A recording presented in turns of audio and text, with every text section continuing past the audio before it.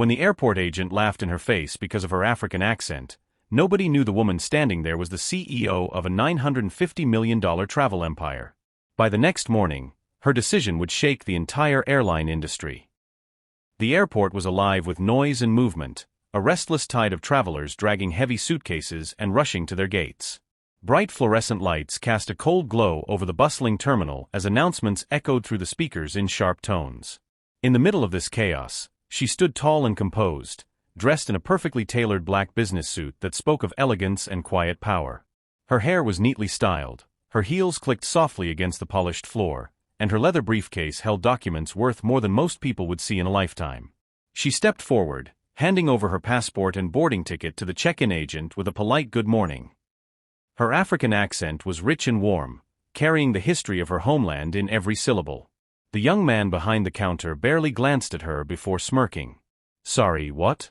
"Say that again," he said loudly, mockery dripping from his tone. A couple of passengers in line snickered as the agent exaggerated her greeting under his breath, laughing at the way her words sounded. She felt a sting deep inside, a sharp reminder that even in expensive airports, dignity was often a luxury denied to certain faces, certain voices. But she did not flinch. Her posture stayed firm, her expression calm, her eyes unshaken. Years of walking into boardrooms full of skeptical men had taught her the art of silence. She watched him fumble with her documents, still chuckling to himself, completely unaware of the power standing before him.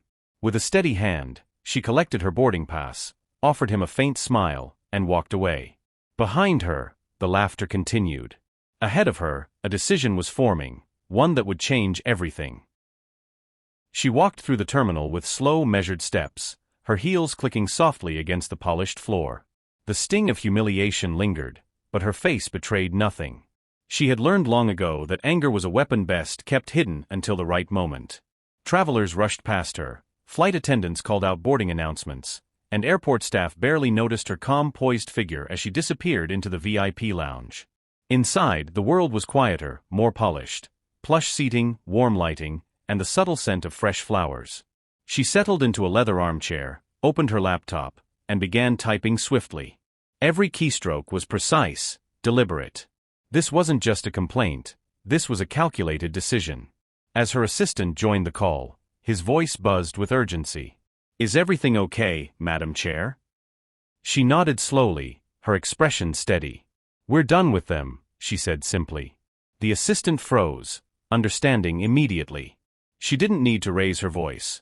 Her words carried weight heavier than gold. This was a woman whose company booked thousands of seats on international flights, who owned luxury resorts across continents, and whose brand partnerships touched every corner of the travel industry. An insult to her wasn't just personal, it was financial suicide for the airline that had dared to mock her. By the time her flight took off, private messages were already circulating among her executives. Contracts worth hundreds of millions were being reviewed. Deals were being cancelled. Calls to rival airlines were being made. She leaned back in her seat, closed her eyes, and let the engine's hum soothe her thoughts. There would be no confrontation, no shouting match at a counter. Instead, there would be silence, precision, and consequences powerful enough to send shockwaves through an entire industry. By the time the sun rose, a storm was already brewing inside the airline's headquarters. Emails flooded in with urgent red flags, and frantic executives gathered in a glass-walled boardroom, their faces pale with confusion.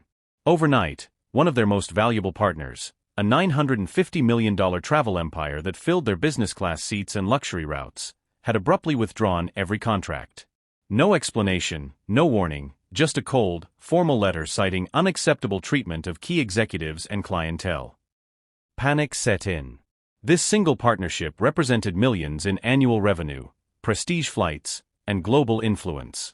Losing it overnight was more than a setback, it was a financial disaster. Across the city, the woman who had been mocked at the counter sat calmly in her private office, sipping tea as her assistant updated her on the chaos unfolding. News of her decision was spreading like wildfire among rival airlines. Phone calls poured in, each offering better deals, better treatment, and a renewed sense of respect. She listened quietly, her face composed, her voice steady. She hadn't raised her voice once since the incident, yet her silence was proving louder than any confrontation could have been. Within hours, news outlets caught wind of the story. Anonymous insiders leaked that the withdrawal had stemmed from a humiliating incident at an airport. The internet exploded.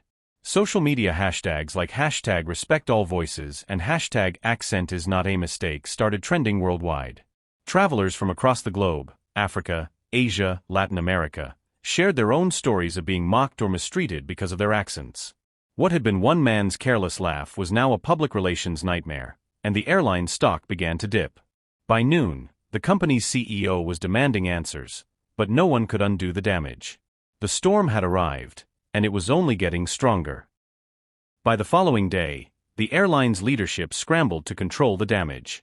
Press statements were drafted, lawyers reviewed contracts, and public relations teams worked around the clock. They issued a carefully worded apology, but the words felt hollow against the tidal wave of outrage flooding social media. The story had gone global. News anchors discussed it on primetime television, travel bloggers dissected every detail, and business analysts speculated on the staggering financial losses ahead. What shocked the public most wasn't just the incident itself, but the sheer power of the woman who had been humiliated. She wasn't just a customer, she was an empire. Her company's absence left thousands of empty seats, cancelled luxury packages, and shattered partnerships. Meanwhile, the airport agent responsible for the mockery was summoned into a small office. His face was pale as his manager explained that his careless laugh had sparked one of the biggest corporate crises in recent memory. The man fumbled for excuses, muttering that he didn't mean it, but the damage was irreversible. His apology, like the airline's, came too late. Far away, in a serene corner office overlooking a bustling city, the woman was deep in negotiations with other airlines. Executives lined up to secure her business, offering upgraded routes, VIP services, and respectful partnerships. Her calm demeanor never wavered. She wasn't seeking revenge, she was setting a standard. As news headlines declared Airline loses billion-dollar partner over disrespect, the company's stock continued to fall. Travelers voiced support for her stance, calling it a long-overdue message to the industry. And while the airline scrambled to save its reputation, she remained poised, unbothered, and firmly in control. The world was learning that dignity was priceless, and disrespect had a cost no company could afford. Weeks later, the frenzy had quieted, but the impact of her decision echoed across the travel industry. Airports introduced new cultural sensitivity training, airlines revised customer service policies, and employees were reminded that every traveler carried a story beyond their passport. The woman who had once been mocked at a counter was now a global symbol of dignity and quiet strength. Her travel empire thrived like never before, new partnerships flourished, her brand's reputation soared, and millions admired her unshakable composure. Yet she never sought praise, she simply continued her work, her mission bigger than any headline. When a major news outlet invited her for an exclusive interview, she agreed.